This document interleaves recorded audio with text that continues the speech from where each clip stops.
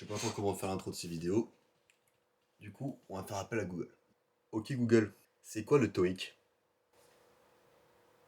Selon Global Exam, le test TOEIC est utilisé pour évaluer la capacité de personnes, dont l'anglais n'est pas la langue maternelle, à communiquer dans un environnement professionnel anglophone.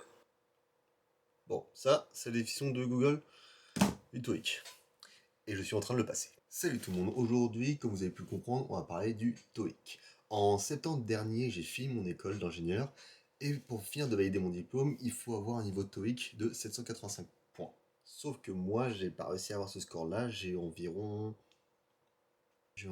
755 points maximum, et il faut que je le repasse. Et donc, depuis début janvier, là, je travaille à fond sur le TOEIC, en autodidacte, pour pouvoir le passer et avoir mon diplôme d'ingénieur.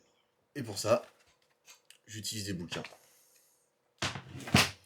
À savoir que le TOEIC est divisé en plusieurs parties. Il y a deux grandes parties. Une partie écoute et une partie compréhension, écrite. Il y a à aucun moment tu dois parler. Dans la partie écoute, au départ tu as des images et tu dois comprendre ce qu'elle représente. Et on va te proposer 4 phrases qui vont décrire l'image et tu dois choisir celle qui correspond le mieux. Deuxième partie, on va te poser une question. Tu as 3 réponses possibles, tu dois choisir celle qui va le mieux. Où est Mathieu? Est-ce qu'il est... Donc la réponse A, c'est sur une brouette, dans un jardin, en train de donner l'heure. Ensuite, tu auras une piste audio. Une piste audio où il va y avoir plusieurs personnes qui vont discuter. Tu vas les écouter et après on va te poser 3 questions sur l'écoute que tu vas entendre. Quel était le sujet? Qu'est-ce qu'ils voulaient faire? Où est-ce qu'ils étaient? Qu'est-ce qu'ils comptent faire après? Ou autre question.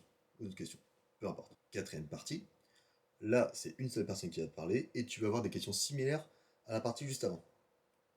Du coup, 3 et 4, ça ressemble un petit peu beaucoup. Ensuite, tu arrives sur la partie compréhension. Donc là, on va être sur les parties 5, 6 et 7. Donc, la première partie de la compréhension écrite, ça va être que de la grammaire pure et dure sur environ 30 questions. On va voir si tu connais toutes les règles de grammaire, de conjugaison, d'orthographe, etc., etc.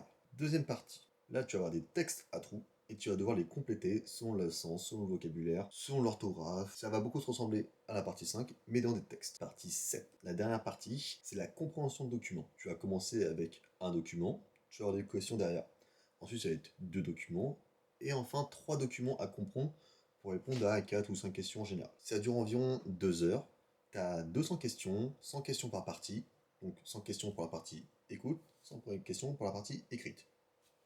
Plutôt comme ça. Et bien sûr, c'est un QCM. Donc tu n'as pas de choix libre, c'est on t'impose les réponses possibles. Et vaut mieux toujours répondre, parce que dans le TOEIC, tu n'as pas de points négatifs, tu as juste des points ou tu n'as pas de points. C'est tout. Personnellement, pour m'entraîner, sur la première partie, donc la partie compréhension orale, j'ai mis toutes mes séries en version originale sous-titrée anglais. J'ai regardé pas mal de vidéos YouTube, de Casey Neistat, de Peter McKinney, et de d'autres youtubeurs comme ça, pour m'entraîner à ma compréhension anglaise. Et mon élocution doit être travaillée aussi. Et ensuite, pour m'entraîner sur la partie compréhension écrite, et bien c'est à ce moment-là que j'utilise des bouquins. Donc j'ai celui-ci, et celui-ci c'est test complet pour le TOEIC de personne, donc je vous le montre vite fait, c'est pas une pub, c'est juste pour vous dire que j'utilise. Et j'utilise aussi la Bible du TOEIC, qui est un livre assez conséquent de plus de 600 pages, dans lequel il te donne des conseils pour chaque partie, et il y a toutes les règles de grammaire qui sont nécessaires pour la partie numéro 5. Chose qui me pêche énormément. Donc c'est pour ça aussi que je ne sors pas beaucoup de vidéos, parce que tout mon temps libre est axé que au TOEIC. Là, je vous explique un petit peu c'était quoi le TOEIC. Maintenant, je vais donner des petites astuces pour améliorer votre score, bien que je suis pas forcément meilleur. Pour toute la partie de compréhension orale, le mieux c'est de mettre des séries en streaming en version originale sous-titrée anglais. Habituez votre oreille à écouter que de l'anglais. Donc vous arrivez à la partie 3 et 4, et au moment où vous allez avoir les consignes, lisez les questions suivantes. Au début de chaque partie, vous allez avoir des consignes. Dans cette partie, vous allez entendre une à plusieurs personnes avoir une discussion, patati patata, vous en claquez.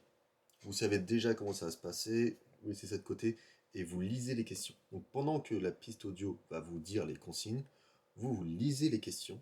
Comme ça, vous savez quelles questions vous allez devoir chercher, quelles réponses vous allez devoir chercher dans la piste.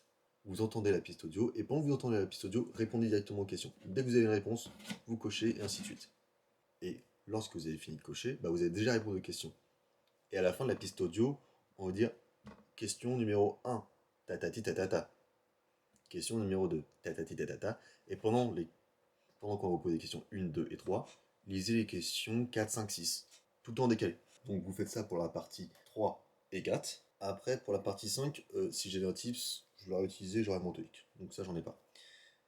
À part apprendre toutes les règles de grammaire, j'en ai pas spécialement. Mais par contre, pour l'intégralité de la partie, pour une meilleure gestion du temps, il est conseillé de faire d'abord la partie numéro 7.